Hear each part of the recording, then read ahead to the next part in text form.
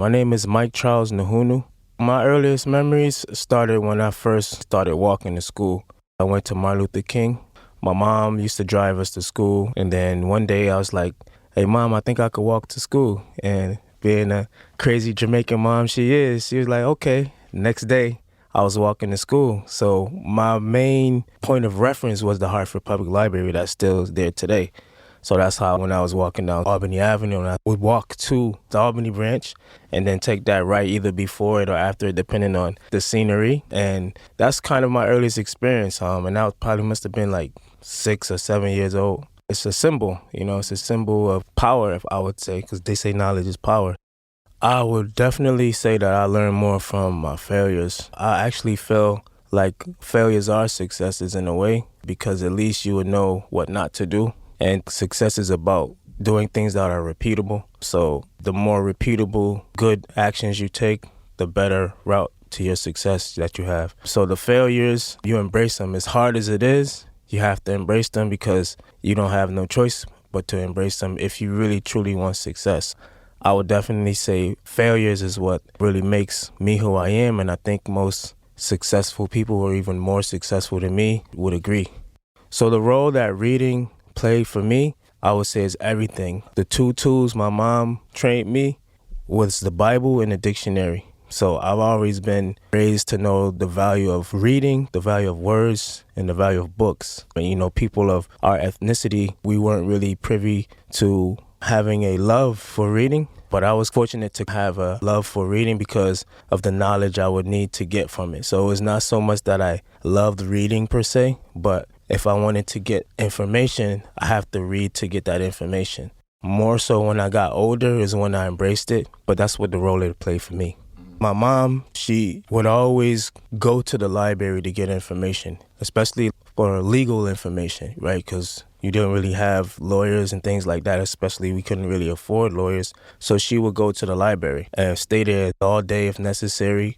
The advice I would give the young people on Sterling Street today, just in urban cities in general, is don't take the availability and access for the library and resources for granted at all. Because while we are here now have free access, full access, it wasn't always that way. And the people who fought for us to have those liberties, they fought and died and went through some real traumas to be able to get that. In fact, I just finished reading a book, autobiography about Booker T. Washington. I always knew about him, but I never really knew his story until I read that, and to see how he overcome and what he went through. I think libraries are important because in a day where you have a lot of different distractions, you have your Googles, you have resources you can go online, but when you go to like a physical library, you have people, and I'm of a belief that there's value in people. Sometimes you can't go on Google and get assisted like a real human being is there who will sit with you, guide you to the right area. And it's not just about books at libraries. It's a good place for you to just network. In fact, in a quiet setting, there's a tremendous amount of business deals that's been done in library, or at least kicked off in libraries. And then people are like-minded because, normally some people may perceive them as like boring or just a bunch of books. No, but when you have purpose in life and you're driven, and then you find yourself in a library, you'll meet other people who are ahead of you who will help you. And then you pay it forward. So you either see people behind you, you help them. And it's just this virtuous cycle that I think is very important.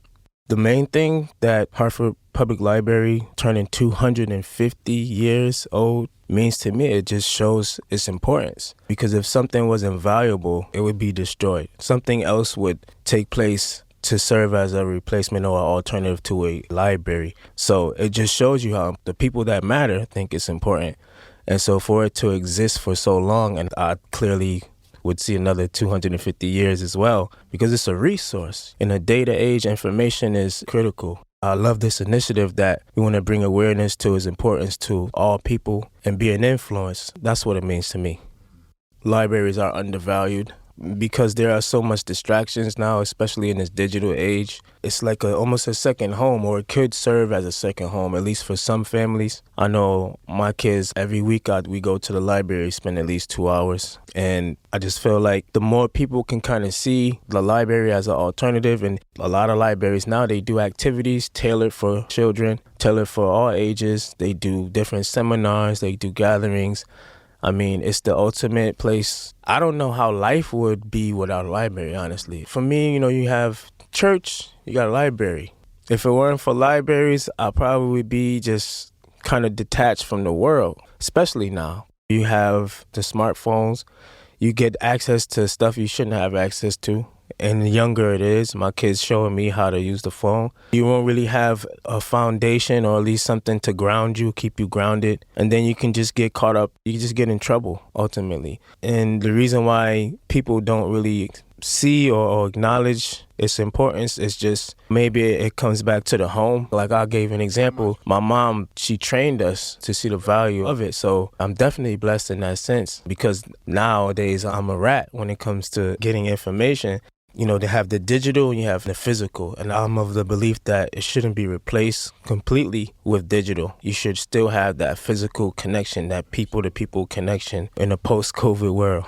The advice I would have for parents as it relates to inner city libraries, first and foremost, try to be the biggest influence on your kids, because you're battling media. Second point is to use that influence to influence your kids to find a love in it. For some of the things I do is I have my son or my daughter, I'll cash app them maybe $5 per book that she would read, kind of give some incentive. Whether they finish it or not, it's just for them to understand books. And this is at the library, physical books, right? Not really online, because I see it worked with me, with my mom. So I'm going to pass that down. There you go, a generational passage.